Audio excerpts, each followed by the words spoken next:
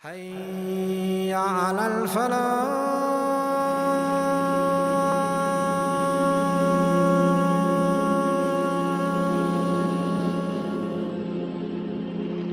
Today, inshallah ta'ala, we're going to speak about the concern of Umar radiallahu anhu with regards to ilm, with regards to knowledge and the ulama and the scholars of knowledge. If there is no ilm, there's no knowledge, then the people are lost. Umar radiallahu anhu was able to establish the principles and the centers of knowledge in Medina, and then from Medina everything else was sent out. But he established the center of ilm in Medina al-Munawwara. From the important aspects that took place in the life of Umar was his caution in accepting a hadith. Allah subhanahu wa ta'ala, He promised the preservation of the Quran. The Sunnah, on the other hand, the promise of the preservation of the Sunnah is there. But the difference between the Quran and Sunnah is that we can't say that, wallah, there's a verse that is weak, or there's a verse that is fabricated. Every single verse that we have in the Quran is authentic from the highest levels of authenticity. Whereas the hadith, we have hadith which is sahih, we have hadith which is hasan, we have hadith which is da'if. After the death of the Prophet ﷺ, and during the time of the Khulafa, and a bit later than the time of Umar and Uthman, the fabrication of hadith began. But Umar radiallahu anhu, before that could begin, he used to be very cautious in the accepting of a hadith. And one of the stories that is mentioned is that Abu Musa al-Ash'ari radiallahu anhu, he went to the house of Umar and he knocked the door and asked for permission to enter. First time he knocked the door, he wasn't given permission. Second time he knocked the door, wasn't given permission. Third time he knocked the door, wasn't given permission, so what did he do? He walked away. Even though he knew that Umar was inside, but he didn't get permission, so he walked away. So Umar radiallahu anhu, he finished what he was doing, he called out, said, I thought I heard Abu Musa al-Ash'ari. He said, yes. Said, where is he? He said, he went. So he called him. He goes, why did you leave? He said, this is how we were ordered by the Prophet ﷺ. He says, what do you mean this is how you were ordered by the Prophet ﷺ? I've never heard of this before. You either bring me a witness or you're going to face some bad reprimanding because of it.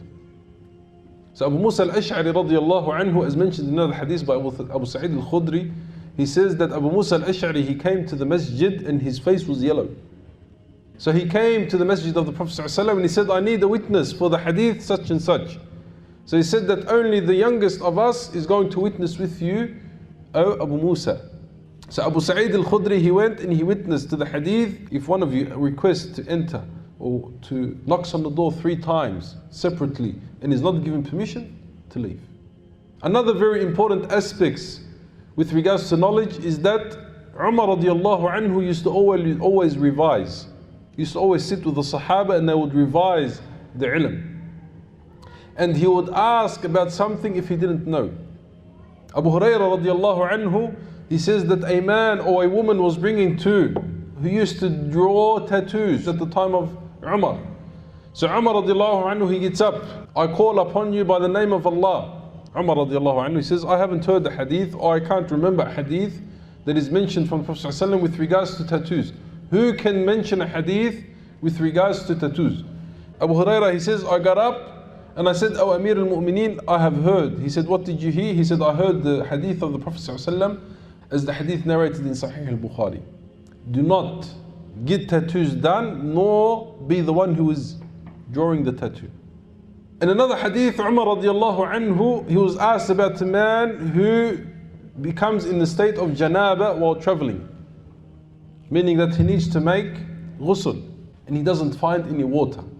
So Umar radiallahu anhu, he says that you don't pray until you find water. So Ammar bin Yasir, he says, O Amir al-Mu'mineen, don't you remember when me and you were together? We became in a state of janaba and we didn't have any water. He says, as for me, tayammum was revealed. So Ammar bin Yasir, what did Ammar bin Yasir say? He says, okay, that's for wudu, for ghusl, I have to get my whole body. So I turned around in the dirt. And he got dirt over his whole body. He laid down on the floor and he turned around on the floor. He did qiyas, he did analogy from his own understanding that for wudu you just need to do the hands and the face. For ghusl I have to do the whole body, so I turned around on the floor. And as for you, O Amir al-Mu'mineen, you didn't do anything. And you waited until you found water, then you did ghusl, and then you prayed. And when we came to the Prophet ﷺ, he said, it was sufficient enough for you, O Ammar, to do such and such, to do the hands, wipe the face from the dirt, and that's it. Even if it's janaba. For this is a sunnah that Umar, he witnessed, and then he forgot. And then Ammar, radiallahu anhu, he remembered it. And Umar didn't remember. I don't remember doing, or I don't remember that incident taking place. And I'm not saying that Ammar is a liar, but he ordered him to relay that hadith, even though I have forgotten it. And this is something that the ulama, they would advise the students of knowledge. The first thing they would teach them is how to say, I don't know. If Umar radiallahu anhu, the Khalifa of the Muslimin, in certain areas he would say, I don't know, and he will gather the Sahaba and he will counsel or take the counseling of the Sahaba. From his famous sayings, radiallahu anhu, with regards to seeking knowledge, he says, a man will go out of his house and he has sins on him like the amount of the mountains of Tihama.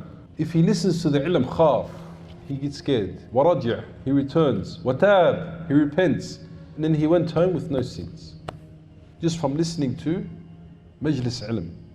Another saying of Umar radiallahu anhu, have knowledge, seek the knowledge before you become in a position of leadership, in a position of your leader in your family. Then the pride will prevent you from seeking knowledge. Umar radiallahu anhu, during his khilafah, as we said, he made Medina, he turned Al-Medina into the center of fatwa and into the center of seeking knowledge. He made it the hub in which every other state or every other area would come to seek knowledge. And the reason for that is that Medina had the largest number of the Sahaba. The older Sahaba, this Sahabi wanted to go here, this Sahabi wanted to go there. Umar says, no, you stay in Medina. If anything happens, a matter comes out, we need to sit down, I need you to be here. So he put a travel ban on some of the Sahaba in Medina. He kept close to him the older Sahaba, the older generation Sahaba, the Muhajirin, the people who witnessed Badr, the people who witnessed Uhud. He kept them close to him. The number of Sahaba who gave fatwa or who were known for their fatwa was over 130 Sahabi. From the ones who used to give a lot of fatwa, who were known for their opinions, were 7. Umar, Ali, Abdullah ibn Mas'ud, Aisha radiallahu anha, Zayd ibn Thabit, Abdullah ibn Abbas, and Abdullah ibn Umar. 7 Sahaba, they were known to be the Sahaba who gave a lot of fatwa.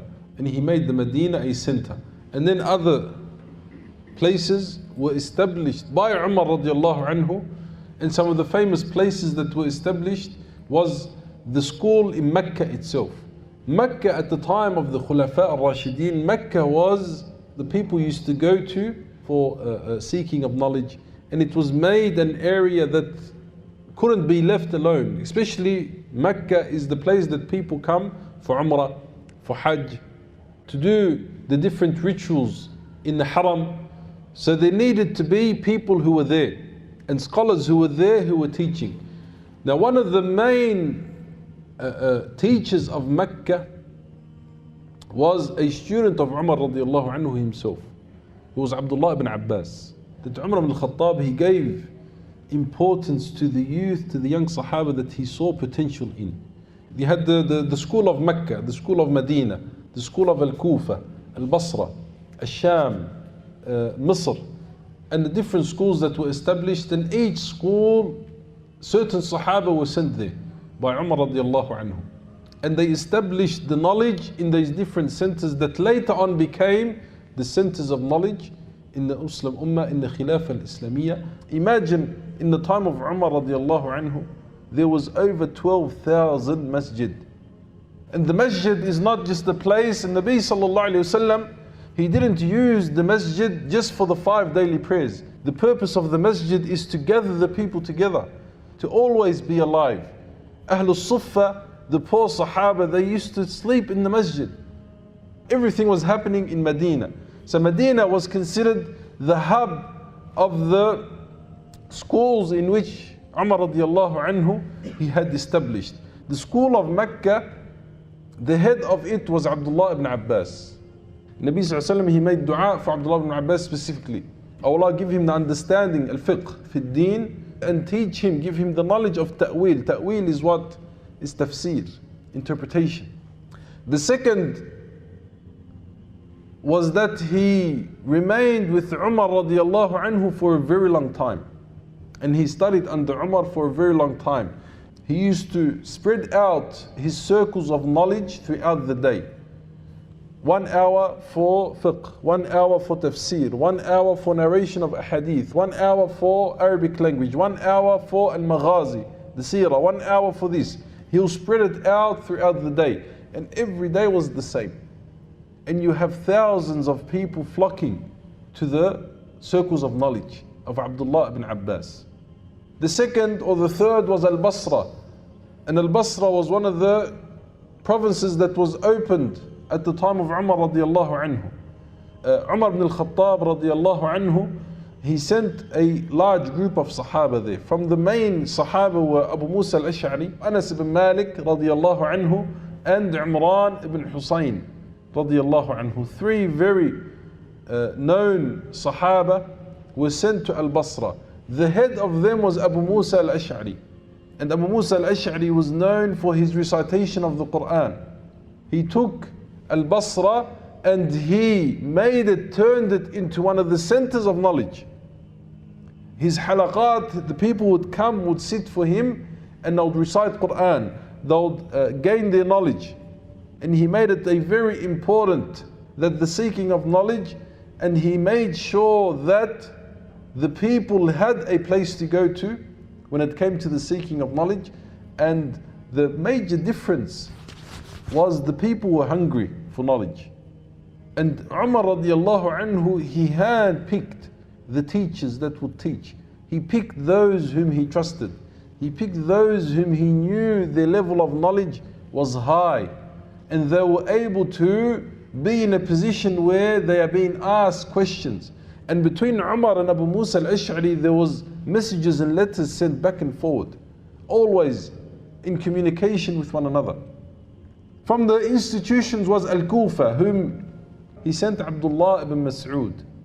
And Abdullah ibn Mas'ud was one of the firm Sahaba when it came to fiqh. He says, radiyallahu anhu, he says, there is not a verse in the Quran, except I know when it was revealed, during the day or night, in Mecca or Medina, on traveling or not traveling.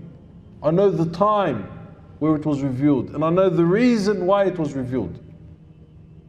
He says, and if there is someone whom I know knows more than me, I'll get on my camel and I'll travel to him to learn.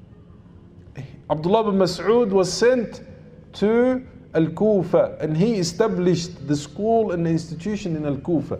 And many of the students came out from Al-Kufa, and from the dynasty and from the knowledge of Abdullah ibn Mas'ud came the famous Imam Abu Hanifa al-Nu'man, his link in knowledge goes back to mainly Abdullah ibn Mas'ud.